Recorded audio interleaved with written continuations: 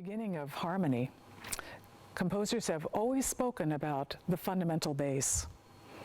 So whether it's Bach or the composers way before Bach, whenever you're writing anything, the lowest pitch is the most important. This is what I've found in my work, is that indeed, what happens whenever I hear two pitches, the brain for some reason seems to reference how that upper note relates to the bottom note. Thus, this sound has that intense di-chord 5 or perfect 4 sound, non-harmonic sound, and this doesn't. It's my feeling that always we must be tuning to the bottom note, and that's why with the Boulanger canon, that's the tuning canon, it's so important to just hear that, yes, you play a second inversion chord, but you're tuning to the foundation. What is the lowest pitch? It is the root. That is very important. But by the way, the notion of the root didn't really come up until around Jean-Philippe Rameau's time. And in my own opinion, how do you tell one inversion from another? You can tell it because of the relationship with the bottom note. So if I can show you just a very brief example here. So this is a major triad in root position. This is the same chord in first inversion. This inversion sounds very different, and it's because it's very bright. And the reason it's very bright is because of the fact that it has two non-harmonic di-chords above it. It has a 3 and an 8. That is a minor third and a minor sixth above it. Those are two non-harmonic di-chords. Thus, the composite sound is intense, brilliant. And that's why when Mozart does this kind of thing at the end of an aria, let's say I'm ending a nice aria, he does this. You know, it's a first inversion major chord. Now let me do that same example, same chord, but in root position.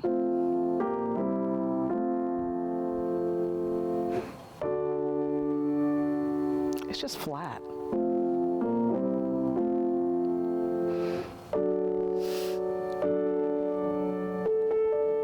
So he wanted it to be as if he's putting lemon water in your face to wake you up after that beautiful, restful aria. And he wouldn't use the root position chord because the root position chord is so boring. The root was the same. It's only the relationship of the notes above that bass note that makes those two chords sound profoundly different. So it's my feeling that we should be tuning always to the bass. But that bass better be good. And so it's important to know how to tune all those intervals, those di-chords. Correct. Yeah. So a marvelous device that we've been employing at Blair has been to use the tuning chorale, as I call it. Actually, this was an exercise that Boulanger gave her students to do as a mental exercise that would help us to really be familiar with what the intervals are in a root position major triad, a first inversion major triad, and a second inversion major triad, each of those having the same note in the bass. So I would have a C major chord. If now the note C is the third of a chord, it would have then the notes E flat and A flat above it. And then if I have a second inversion chord formed above C, then it would be C up to F up to A. So what she then did after we got so we could do that and transpose it up and creeping up the keyboard and doing that progression, very challenging. Then what she asked us to do is to create a 3-part chorale such that we would repeat each one of the voices for 3 beats. So there are 3 different voices. The bass voice, of course, is playing the note C in each case. But now we have the alto, the middle voice, and that note the alto starts with an E, but then it, in the next chord, turned to an E flat, and then it turned into an F. So thus far we have C, C, C, E, E flat, F. Now, the top voice is going to be doing the note C for the first beat, but in the second chord, it was an A flat. It was the root of the chord, an A flat, and then it turns into an A natural for the second inversion major chord. So basically all we're doing is taking the lowest voice, the middle voice, and then the top voice, and making them into a canon. Because of the fact that the lowest voice is always having the same pitch, she just turned it into a dotted half, if you will, or a beat that gets 3 counts. So the chorale.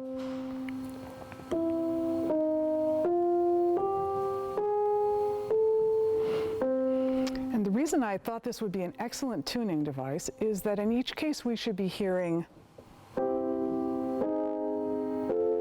if we do it as a canon, which is what she suggested, that we should always be hearing a major harmony. Thus we're hearing a verticality, which has always got to be in tune. At the same time, each person in the canon is providing either the root, the third, or the fifth of the chord. And also having a complicated melodic line, which is this one. It's the C going up to the E, which is a major third, which can be tuned, if you're not careful, too large. Then it's got to go down a semitone, which can be too compressed, which makes it way too high for above the note C. And then they have to go to play an F. Now that's the di-chord 5 against the droning tubas or lowest brass instruments that are just holding this note all the time. So that's non-harmonic. That can be too compressed, and thus it's going to make this chord out of tune, etc. So that what we have are harmonic and non-harmonic di-chords, and the musicians have to learn how to hear what the correct tuning is as they play the chorale. They have to be careful not to overextend the C to the E. They have to be careful not to make too tight the E to the E flat. They have to be careful going from the E flat to the F, which is a major second. It's a harmonic interval, to make it too large. And they have to be very careful, on the other hand, just not too flat, because it's wanting to pull down. When they play the G, they have to be aware of the fact that it's the fifth, and it's also in the overtone series. So it can get too high. It should blend with that overtone. And then the A flat can be way too tight because of the fact that you're playing a semitone.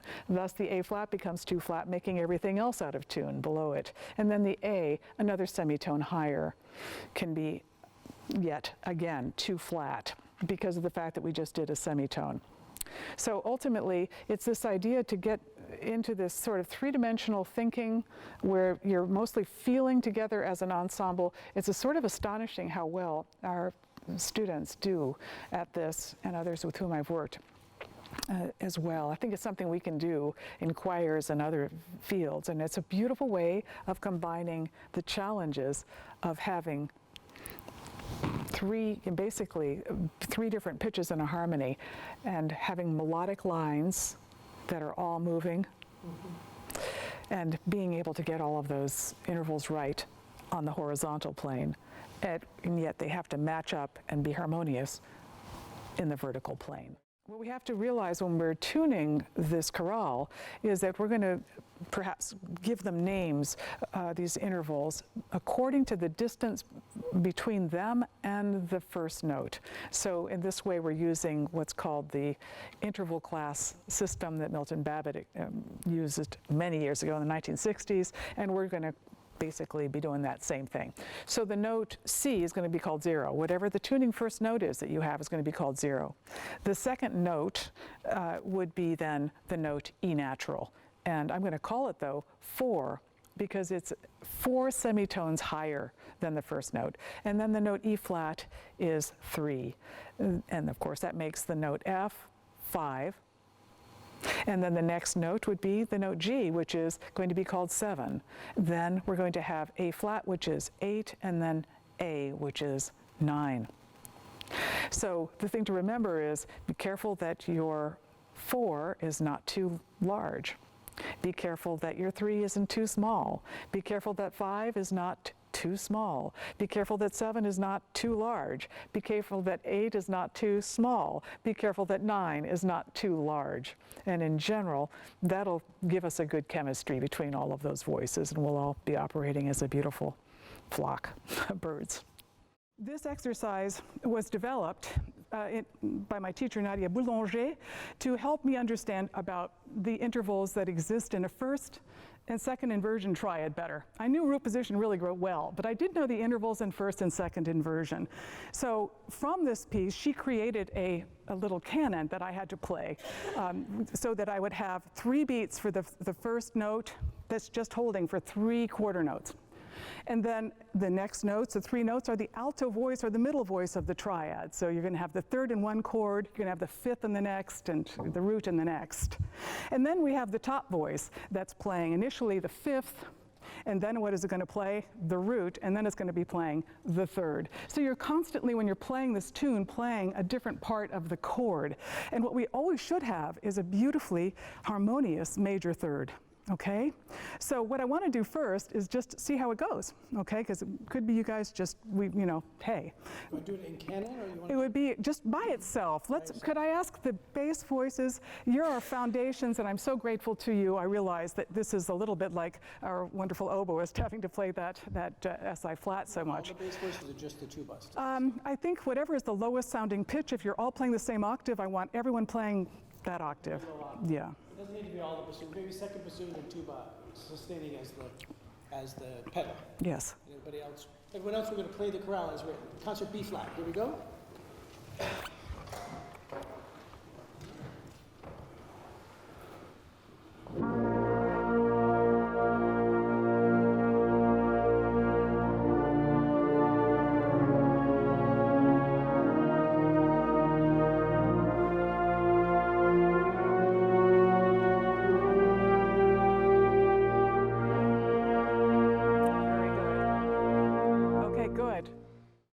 Above the bass, this time, would everyone just simply play the notes B flat, D, then F, then G, as if they're dotted quarters. Those are what I call the harmonic di-chords. Those are notes that are going to sound in the overtone series. This means that you'll be able to tune by listening to the fundamental and just listening for an overtone. You won't have to work because your ear already will hear it, okay? So we're just doing what those are. That's like our first note B flat, and then our next note, which is a D, our next note, which is a concert F or Fa, and then our next note is G or Sol, okay? While the pedal's playing? Yeah, and just while the pedal is playing. I'll cue each one.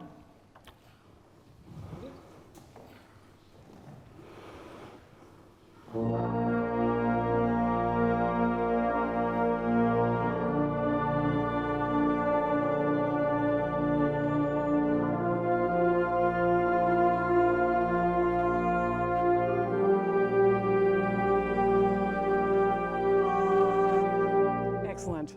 This time would you play B flat? I want you to play then D flat concert. And now we're going to be playing an E flat and a G flat. Okay? So in other words, these are notes in your chorale, but they're what I call the non-harmonic di-chords. Let's see how they feel. In this particular case, I think you'll feel right away the difference, okay? So B flat, then a D flat di-chord 3, E flat, which is a 5, and a G flat, which is a di-chord 8. Those 3. Of course, you're referencing each one you play to what note?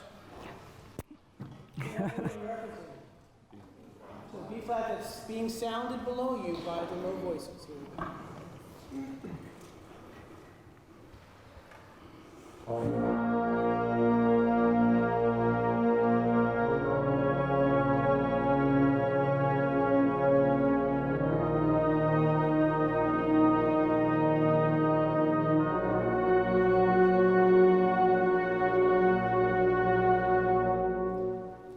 Let's go right back and play the other set, okay? That is to say B flat, D, F, and G. Here we go, set number 1.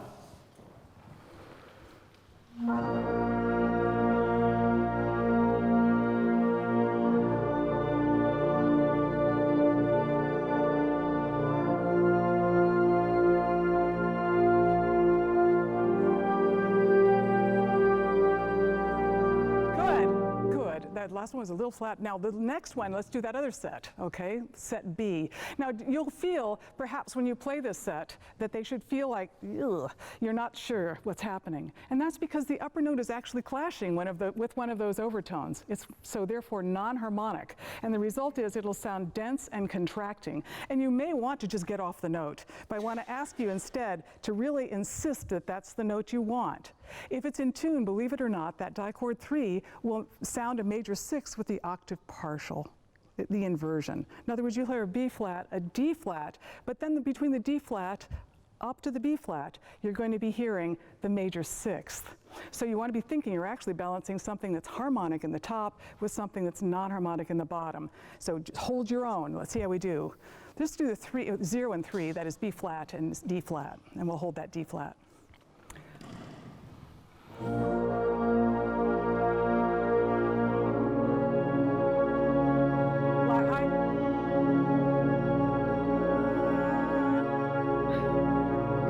Now the 5. Okay, now the 5, the E flat is going to be balancing a perfect 5th. So you'll actually hear the perfect 5th interval with the other. Did you notice you wanted to squash it? It tends to want to be flat when it's non-harmonic. Okay? We'll go now, let's play just that E flat. So we're going to play the... And E, how's an E flat? Just the 2.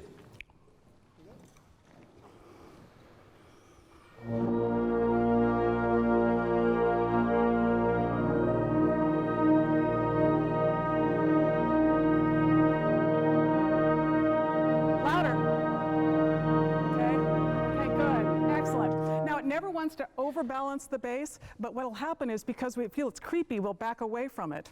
And so it doesn't want to overbalance the bass, but it needs to have that quality of assertion. You'll notice again, it wanted to be flat, and that's because of the fact that it's contracting. The two pitches are attracted to one another, okay? And so that makes it so like two magnets of opposite polarity, they're contracting. How about the next one? How about a di-chord 8? That is, how about the B flat and G flat this time? Same thing will happen, huh? So resist being pulled down. You're going to form a major 3rd now with the octave partial. B flat and G flat concert.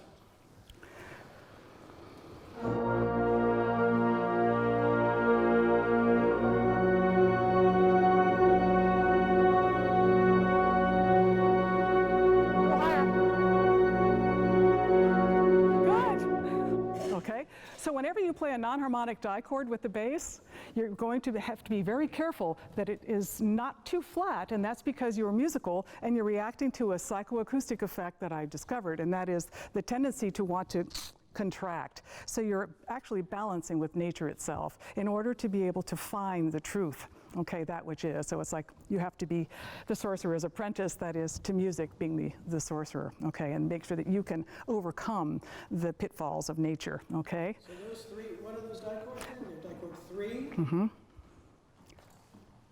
What's the next one after that we did? Everybody? 5. And what's the next one? 8. It's kind of neat, by the way. Your tendency is going to be to play them 2 what? 2 flat, so you need to do what? What adjustment do you need to make in your mind every time you play those di-chords? You got to play higher, bring it up. That's right. Now this is, change pitch, play higher. but the problem is that when you go down, guess what happens? When you go and you're playing a melody and you play a minor 3rd, guess what happens? Di-chord 3, ooh, now your 2nd note is too high. So whenever you're playing a di-chord 3, you have to resist the tendency to compress. When you're going down, make sure it's, just a hair. And you could tell you really had to push against that. Let's try it, okay? Everybody, let's do the whole chorale. That's right again. One more time now. Not in Cam. Not in Cam. Pedals. Here we go. Make sure you reference to your bottom. I gotta go.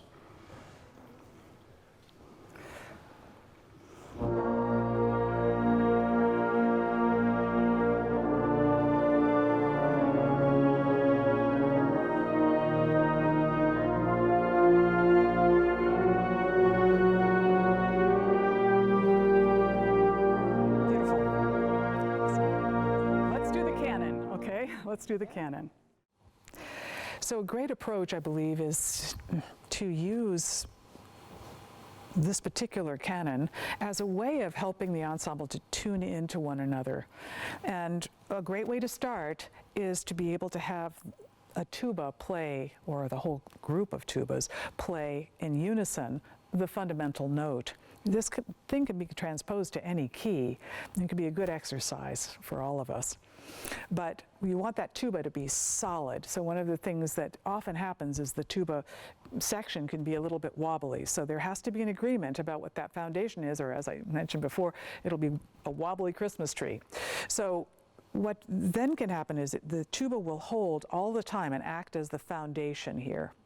And then what we do is have the chorale, or the canon I should say, start with the other lower brass, and that they play the canon. And the second bar then, the median voices, the middle voices come in and play the canon. A great way to do this is to have the tubas holding the fundamental throughout, and then have the low brass and woodwinds playing together at the same octave, what the canon would be. And then what we would do is go to starting the canon one bar later, and that would mean that you're going to have the median voices coming in.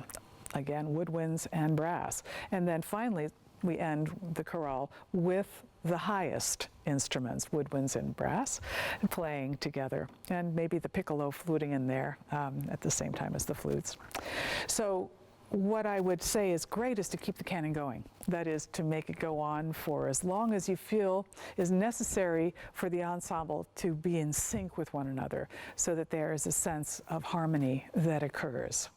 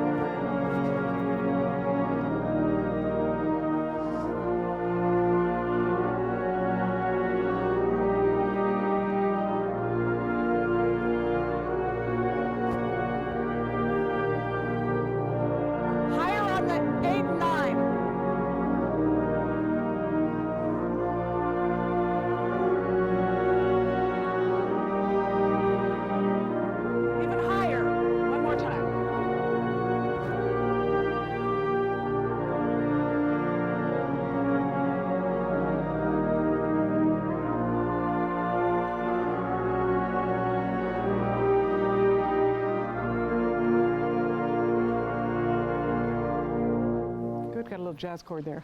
That's good. Very good, you guys.